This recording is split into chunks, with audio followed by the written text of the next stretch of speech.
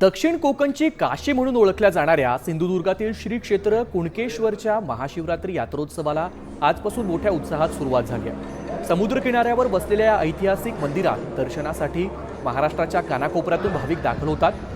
पुढील 3 दिवस चालणाऱ्या या यात्रेसाठी मंदिर प्रशासनानं फुलांची आकर्षक सजावट आणि विद्युत रोषणाई केली आहे। भाविकांना सुलभ दर्शन मिळावं यासाठी चोख नियोजन करण्यात आलं असून ड्रोनच्या द्वारे या सोहळ्यावर लक्ष ठेवलं जात आहे।